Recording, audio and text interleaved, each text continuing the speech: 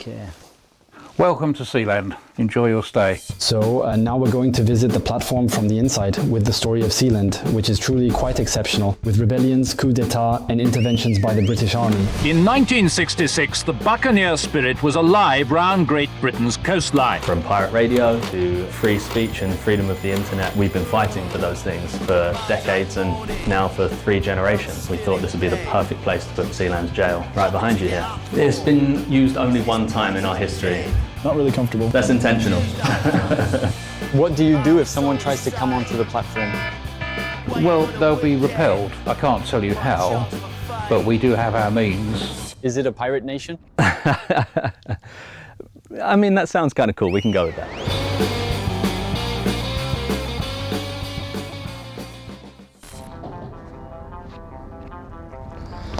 Before heading there, I have to fill out a visa application so I can go aboard the micronation. Here, this is what it looks like. And normally I'll get my Sealand nationality when I arrive.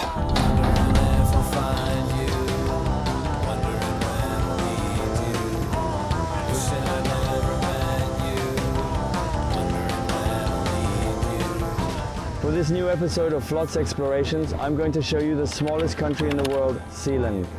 It's located 10 kilometers off the English coast and can only be reached by boat. But first, so you don't miss our upcoming videos, subscribe to the Brut channel. We're heading out to Sealand, or Rough Towers as it's known locally, because it's been built on some rough shoals under the sea. I mean, this is the best day possible. Once you get out to sea into the North Sea, it can become very rough quickly. And obviously to get onto Sealand, there's a chair system to lift you off the boat and then onto the platform, which when there's a large swell or a large current, that's very dangerous. We're starting to see the cylinder there. That's the platform planted in the middle of the North Sea, over there.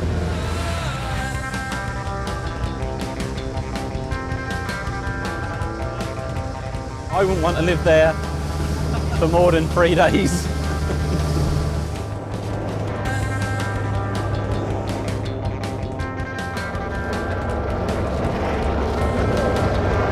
So that's what we're going to have to use to get up. I'm seriously afraid of heights.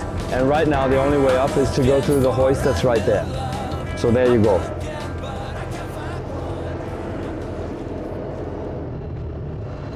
Up. Okay, here we go. It's my turn. Okay, fine. Okay, up. It's super high. Whoa. Hello. Whoa.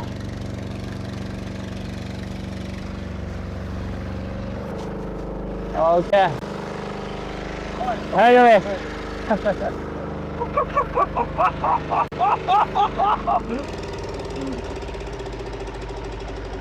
That's it, we've made it up. It was impressive, but I'm glad to be here. I've wanted to do a report on this micronation for a long time, so it's pretty wild to be on this platform in the middle of the North Sea. It's really impressive, honestly.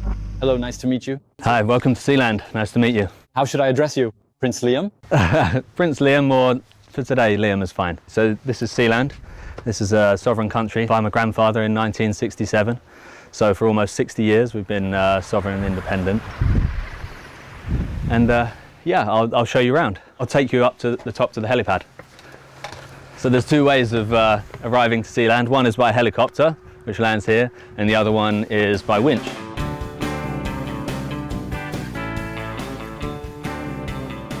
So the fortress was placed here during the Second World War.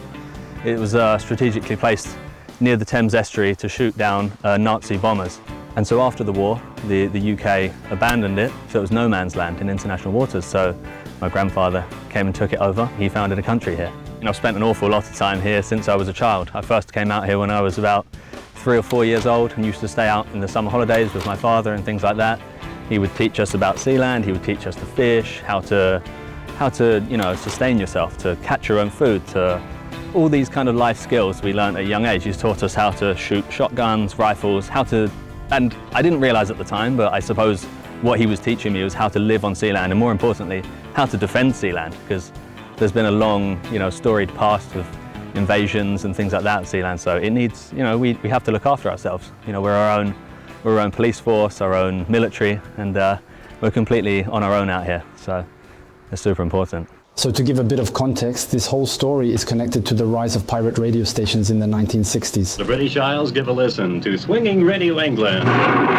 In fact, the BBC had a monopoly on radio and refused to play the music that was really popular with young people, like rock and pop. So in response, several pirate radio stations were created in the country, including the famous Radio Caroline, which inspired the film Good Morning England, and Radio Essex, founded by Paddy Roy Bates, Liam's grandfather.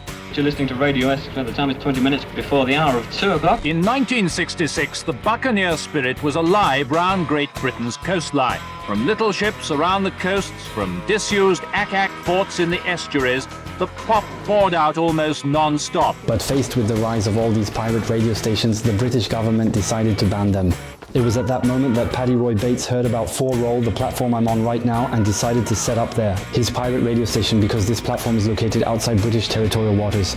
Now Bates is in the front line in the fight against the Postmaster General.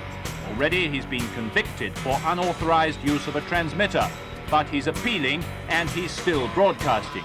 Except that when he arrives here, the rival station Radio Caroline, which I mentioned earlier, is already set up, and he is going to force them to leave. This is Radio Caroline on 199 meters, your all-day music station. So yeah, there was a couple of guys from Radio Caroline already on this fortress when my grandfather arrived. He essentially brought a boat out here, climbed up and said, I'm also going to be here now. And the guys on Caroline were very angry. They fell out, the guys on Caroline left, and then after that, in the months following, Radio Caroline sent several boats out here with guys armed, trying to take the fortress back by force. My father and one other guy was out here at the time. My father was only 14 years old. He was, throwing petrol bombs at them and basically fighting off the invaders. And he did so successfully many times. So that's why we're still here today. The intention was to broadcast from here, but then I think my grandfather just had a much grander idea that fit much better with his personality, which was, he was a big adventurer and a rebel, so this was absolutely perfect for him, one big adventure. So obviously a micronation right on England's doorstep didn't sit well at all with the British government. They tried to evict them at first. They sent the navy, but when they got here they were met with gunfire from Liam's father and grandfather, and they had to turn back. After that, they found themselves in front of the British courts for possession and use of firearms. But since the platform was located outside British territory, the court ruled that it did not have jurisdiction to judge the case. And for them, of course, that was recognition that their state existed. The navy came from the direction of the UK over here. My father was on the fortress alone, and so my father fired warning shots across the bow of the naval vessel, and after that it left. In one of the Prime Minister's cabinet meetings, he said he was worried about a Cuba off the east coast of the UK, and of course, this is a big problem for the UK. They don't like the thought of having a country on their coast that they can't control. He declared the place terra nullius, land belonging to no one, and claimed the territory. If he was able to do that, it's because before there was the rule of 3,000 nautical miles, which is about 5.5 kilometers. That was the rule in effect for defining a country's territorial waters until the adoption of the Territorial Sea Act in 1987. However, territorial waters now extend to 12,000 nautical miles, which is about 22 kilometers. Sealand, which was previously outside this zone, is now technically within British waters, but the authorities turn a blind eye today.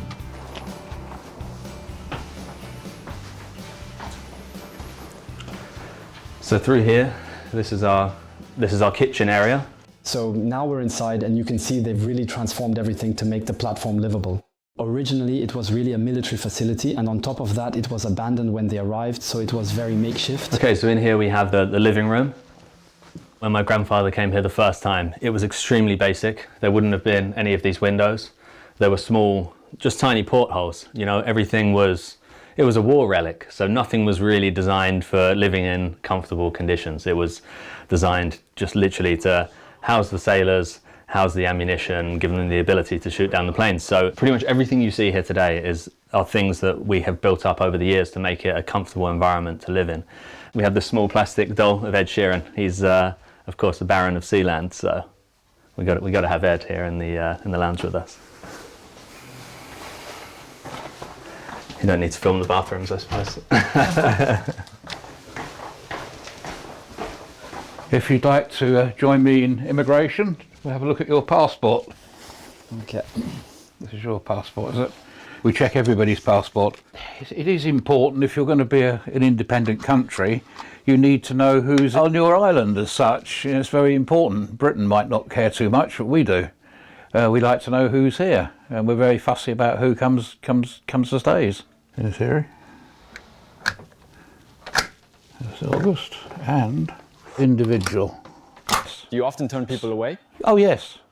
Many people are refused. Lots of people would like to come to Sealand, but if we feel they're not desirable or we don't know what their intentions are, if they've got no need to come here, there's no point in them coming here.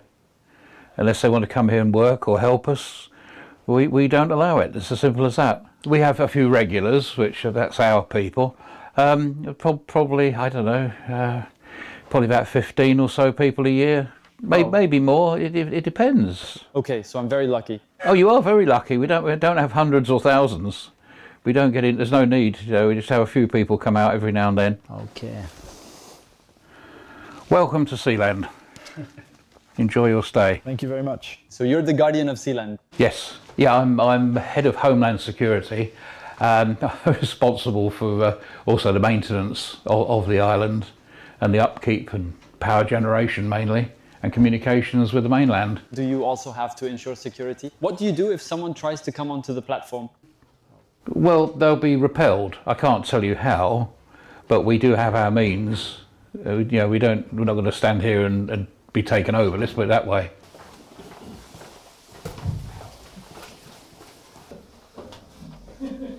So now we're going down. So we're inside the pillar, the north pillar of the platform. We're going to go all the way down to water level like this. There's 7 floors. You go all the way pretty much to the seabed. So this is the old generator room.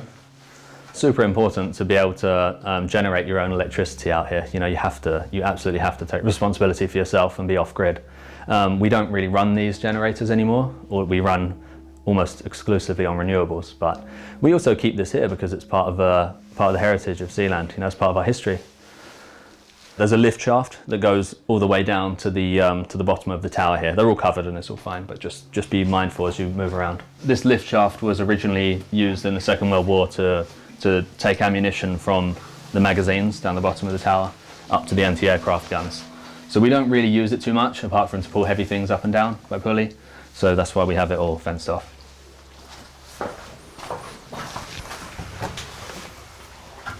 Now we're going into the next floor. This, as you go further down the tower, you'll find bedrooms, the chapel, the gym.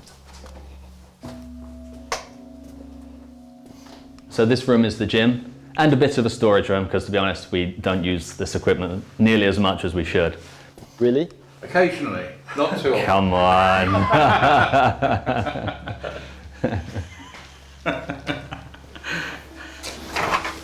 This is almost as it was.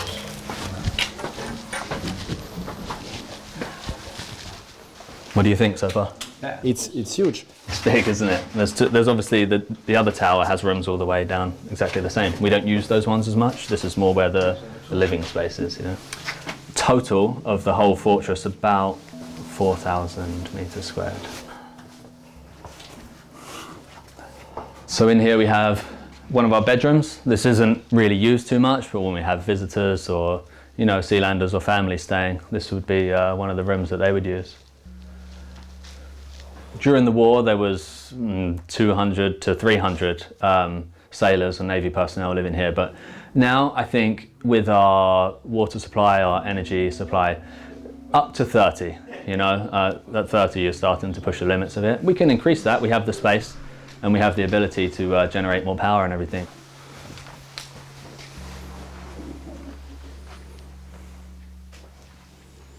So in this floor we have more bedrooms. We bring, you know, Sealanders and family and friends out here. It's we don't want to run it as a hotel. This is our country. This is our home, you know. So this is the Sealand Chapel. This is a multi-faith chapel. We have freedom of religion in Sealand, so anybody is free to practice their religion as long as they don't, you know, impede on each other. We all respect each other's faith here. We even have Scientology books in here also. We have a constitution. My grandfather signed the original constitution in 1972. It got updated in the late 90s. The basis of the constitution is really all about protecting freedoms. They're the cornerstones of Sealand, individual rights, you know. We very much respect freedom of speech, property rights, and we've been fighting for those things for decades and now for 3 generations. From pirate radio to, you know, free speech and freedom of the internet really is how it's moved on to today, and we continue to try and spread that message globally, you know. From the day of Declaration of Independence on the 2nd of September 1967, the Principality has been wholly independent of any other state or any other external force, and as a token of this independence, all matters both national and international have been determined solely by the sovereign empowered from time to time. We don't have a king. Sealand is a principality. My father is the sovereign prince.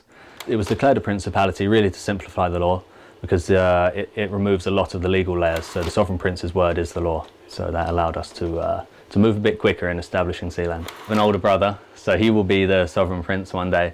But we have plans to turn Sealand into a decentralized government, essentially, so that our e-citizens will be able to vote on things and really involve the community in more of the actual management of Sealand and helping shape its future and where it goes in the years and generations to come. It'll be a place where you can be a citizen of Sealand, but you do so online. You know, you'll vote for things online, you'll vote for all sorts of things that are yet to be determined, but essentially the way we run Sealand and more importantly the way we shape it into the future.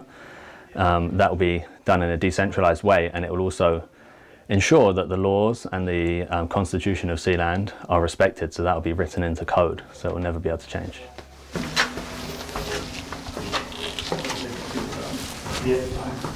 This is as far as we're probably going to go down today.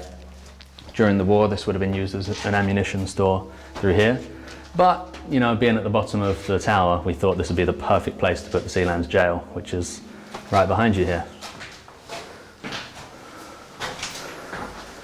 I think it's important to have a clock that doesn't work in a room like this, so you have no idea what time of day or day. So now we're really in the prison. It was used only once after a coup d'etat in 1978. In fact, 3 years earlier, Alexander Achenbach, a German businessman, helped Paddy. Roy Bates wrote the constitution and then became afterwards prime minister. But later, he used the trick to send Paddy Roy Bates and his wife abroad on a business trip. And during that time, he seized the platform. While he was away, my father was manning Sealand on his own. And the guy sent a group of Dutch and German mercenaries to invade Sealand. They took my father prisoner for a few days. They left him with no food and water, you know, bolted him in the room. After a lot of fighting with them and all sorts of altercations, they put him on a Dutch trawler and sent him to Holland. He then made his way back to the UK. He regrouped with my grandfather and some other Sealanders. They then launched a dawn helicopter raid on Sealand. Armed, my father had a sawn-off shotgun, all the other guys had pistols and rifles and things, and they flew out at dawn, abseiled out of the helicopter and stormed the fortress, and the invaders surrendered unconditionally. When they managed to retake the platform, the mercenaries are sent away, but Alexander Achenbach, who holds Sealand nationality, is imprisoned for treason. And to secure the release of one of their citizens, the German government sends a diplomat officially on a mission to Sealand. For Paddy and Roy, this is clearly the recognition of their nation. Okay. Not really comfortable. Not very comfortable, huh? That's intentional. How long did he stay here? He was here about 3 months, but for treason, I think it was a pretty good deal to let him go after 3 months, huh?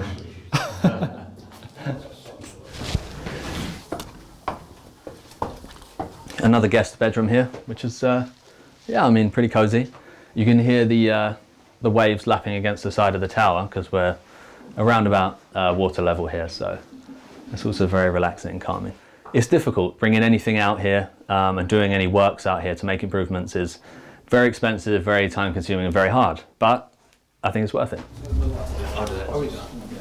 You want to see this room? It's just a meeting room. If we have anything important to discuss, this would be where we would do it. We're about to reach the surface now. It's crazy, there are 7 levels. The thing is actually huge. When you get to the rectangular platform, it's only about the size of 2 basketball courts. But as soon as you go down, you realize it's gigantic.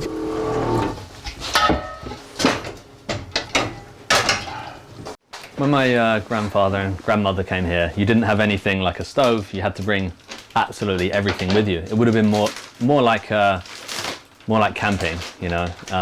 Everything was eaten out of a can, or if you could catch some fish from over the side or a lobster in the pot, then great, you were going to enjoy your meal. But otherwise, it was a tin of spam and maybe some beans. This is actually the national dish of Sealand, actually lobster spaghetti, because we sometimes are able to catch lobsters from around here. So it's part of you know, using your environment, and part of being resourceful and eating foods that are dried or out of a can. Lobster Daddy!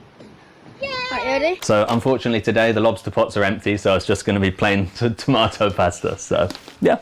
For some context, it was just my family and a small boat that they used to come out here in. You know, it was a husband and wife and their 2 young children trying to build this life. They didn't even have the generators running. When they arrived, the generators hadn't run since the war. So they went to the other fortresses locally and they would salvage parts from them, and, you know, really, it was survival, you know, but they had this dream and determination to make it work. So, and that's what they did. They lived as a family on here for quite a few years. And then at some points there would be my dad just here, or my grandfather just here, or even my grandmother just here with my auntie. So they kind of, you know, chopped and changed, but they also had to try and make money elsewhere to fund this dream, you know. So it was very, very difficult for a very long time. I mean, Sealand only became self-sustaining about 10 years ago. This is just an alarm to a midday alarm, because we all check in with each other at midday. But keep your eye on the horizon, you never know. This is a radio setup, so we continually monitor the shipping for any incidents in our territorial waters that we may need to respond to and help out with. Maintaining a platform like this is extremely expensive. They've tried several business models to stay afloat over the past decades. At one point, they had the idea to turn this platform into a floating casino. Then they wanted to make it a tax haven. Later, it became a place to host website servers, especially illegal sites, like music download sites in the 2000s. Whose family declared this steel platform a sovereign principality back in the 60s. But which now house company servers with an encrypted link to the mainland. They're also quite active, especially in terms of communication on social media, but also with expenses like creating the Sealandian national football team. First ever player to score a hat-trick for Sealand. He played in the Sealand football team for quite a few years. He was the first ever player to score, as he said, to score a hat-trick, so 3 goals in 1 game. But he was one of our key players. He was an absolutely sensational footballer, to be honest. That's the first and last time that I'll ever say that about him, though. Okay? Oh, he's doing the passport. We're just getting my friend's passport stamped, because even though he's a Sealander and he's a friend, immigration is immigration. Zero tolerance. Very well, sir. These are some of the flags from our games that we've played. We played against the Chagos Islands, against Alderney in one of the Channel Islands. We're improving. Well, we've made a few signings and our squad's getting better. We follow Sealand wherever we may be. I think it's part of having a national identity. It's important to have these things. If you want to truly be a Sealander, you have to have these things that you can get behind, that you can be passionate about. You know, you get to watch your team. There's nothing more special than watching your country's team compete in, you know, playing football. It's an emotional experience that's, you know, it's unmatched. This is our American football team, the Sealand Seahawks. They travel all over Europe. They played in France, Spain, Ireland, Iceland. The Seahawks were incredible. They were amazing. You probably need this, don't you, still? Oh, here we go. We're setting up the Starlink, Sealand's internet. So what is that? That's the router. We use cellular, so it's a bit inconsistent, slow, so this will massively improve our lives on Sealand. Does it have to point in any particular orientation? I don't think so, but the app tells you that when you set it up. Normally you have to be able to, it's very critical. So. Our economy is based on the internet, but plus we need to be able to talk to our community. You know, that's how Sealand really lives, is globally through our online community, so it's super important. Sealand's it's not a tax haven. No, I think the reason people love Sealand globally is that sense of adventure, self-determination, and something really unique. Let's check the speed. Oh. Here we go, it's fast. We now have independence of the internet. But you rely on Elon Musk. Absolutely. Yeah, do you know what? I'm sure Elon Musk's very friendly to the Sealand cause. We're libertarians here. Yeah, we're all about, freedom and, being able to do things for yourself, to rely on yourself, and to protect freedoms. I mean, Sealand was founded in the 60s because my grandfather was battling against the BBC, because starting in pirate radio, trying to broadcast the swinging 60s into the UK. Illegal transmission, illegal reception certainly. Millions tune in, but few realise they can be fined up to £50 for listening. People in the UK were allowed 1 hour of pop music per week in the 60s. I mean, it's unimaginable today with the internet and YouTube and everything. But your freedom to listen to the things that you wanted to listen to are very much restricted. That's where the idea of Sealand was born out of that, that battle for those freedoms, and we continue them today. So if you look in on the roof here, you'll see that there's some damage from the fire in 2006. It really took years to get Sealand back to where it was before that.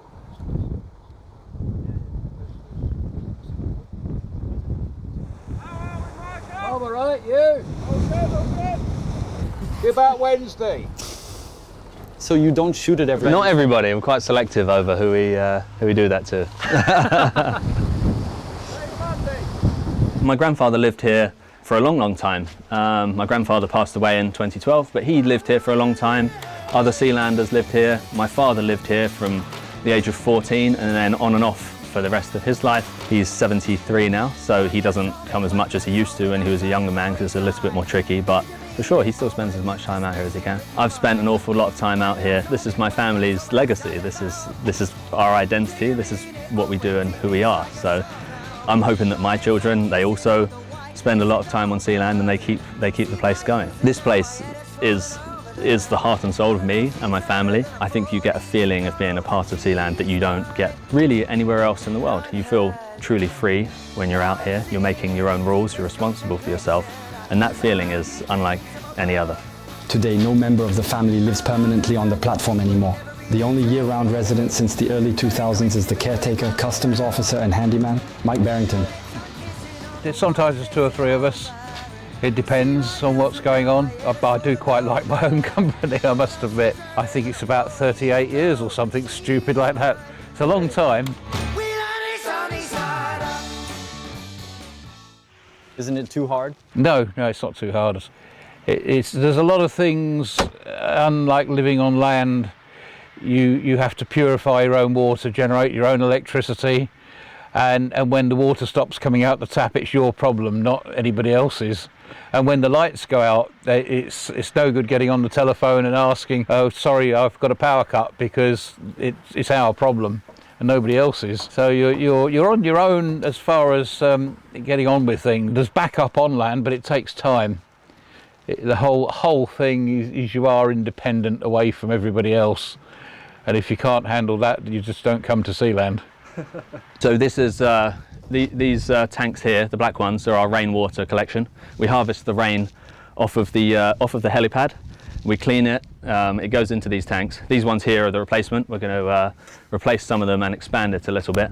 But this is another part being independent. You know, we have our own water supply. Living on Sealand has always been a massive task, you know, just to sustain yourself and survive. Things have got much easier over the years with renewables, the price of them coming down and the availability. It's great. You can see also up here we have the solar panels, the wind turbines, so 99% of our electricity comes from wind and solar. So we're completely off grid here.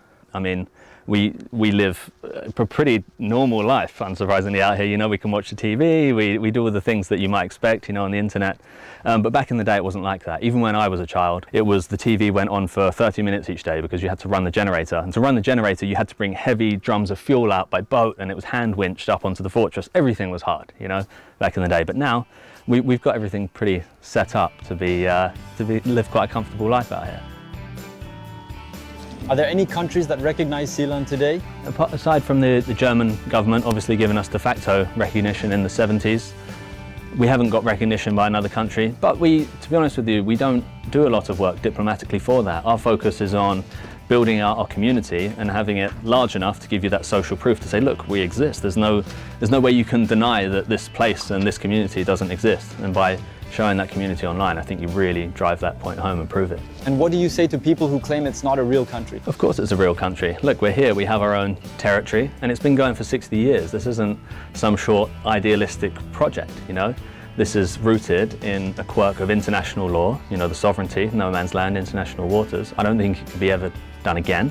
In fact, the other forts that were in international waters were promptly blown up by the UK. So I think it's pretty clear that this is a country and it's here to stay. So this is our flag, the Sealand flag. The colours, red for Roy, who was my grandfather who founded Sealand. White is the white path of virtue. And as Sealanders, we all aim to walk the white path of virtue. And black is for our roots in pirate radio. There's a few things that you need to be a country. You need a territory like this. There's all sorts of things that you need, like a flag, a constitution. Then you have things like national anthem, but what really makes a country is the people. You know, the people are the heart and soul, you know, so if you get people to believe in you, then you have a country. I can tell you with certainty there are thousands of people that would move here tomorrow if you invited them. I would love to see Sealand become more of an active place where our e-citizens and other members of the community really participate in our governance and they're able to visit. We need to renovate the fortress in a bigger way so that we can accommodate that, but it's essential and that's what our plan is for the future. So it's a pirate nation? I mean, that sounds kind of cool. We can go with that. So in here, we have your noble title. Lord Thomas. Yes. Yes, that sounds good.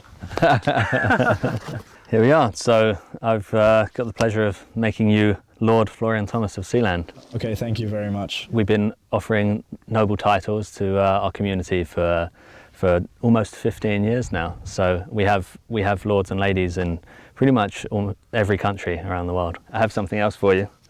I've made you an e-citizen of Sealand. Whoa. So now I have two nationalities. Yeah, you're dual national. Thank you very much. Yeah, thank you. I'll show you anyway. So now I have the title of Lord and the Sealandian identity card. I hope you enjoyed this video. See you soon for new explorations.